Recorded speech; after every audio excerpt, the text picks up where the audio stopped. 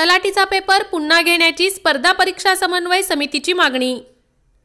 स्पर्धा परीक्षा समन्वय समितीच्या सोलापूर जिल्हा शाखेच्या वतीने जिल्हाध्यक्ष विजय बिदरकोटे यांच्या नेतृत्वाखाली तलाठीचा पेपर फुटल्याने उत्तीर्ण उमेदवारांना नियुक्ती न देता पुन्हा परीक्षा घेण्याची मागणी जिल्हाधिकारी यांच्याकडे एका निवेदनाद्वारे करण्यात आली आहे। यावेळी आदित्य पाटील, प्रशांत शिरगूर, मंगेश गायकवाड, रियाज जमादार, रवी बिराजदार, कुलदीप कमळे, सूरज जाधव यासह मोठ्या प्रमाणात विद्यार्थी उपस्थित होते। सोलापूर जिल्हाधिकारी साहेबांना स्पर्धा परीक्षाच्या समन्वय समितीच्या वतीने निवेदन देण्यात आला।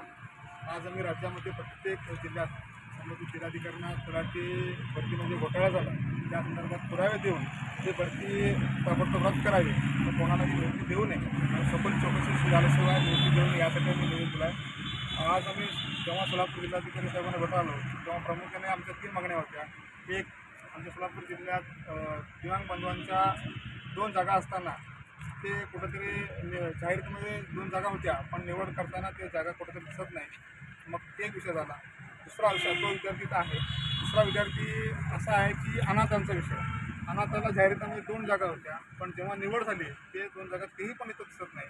आणि तिसरा महत्त्वाचा माजी सैनिकचा जी जागा होता, माजी सैनिक जर हयात नसतील तर त्यांच्या मुलांना घेण्याचा तरतूद बिहारमध्ये असतानासुद्धा त्या मुलालासुद्धा ह्या भरती प्रक्रियेमध्ये डवलं जात आहे। ह्या 3ही गोष्टीचं आम्ही संबंधित जिल्हाधिकारी साहेबांना पटवून दिलो।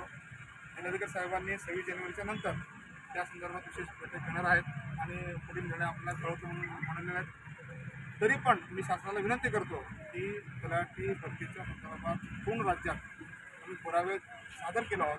संघटना त्या संदर्भात कोर्टात याचिका देखील केली, त्याची सखोल चौकशी झाल्याशिवाय कोणालाही नियुक्ती देऊ नये। जर नियुक्ती दिलं गेलं तर प्रामाणिक आणि हुतखोर अभ्यास करणाऱ्या विद्यार्थ्यांवर अन्याय होईल हे मात्र मी निश्चित सांगतो।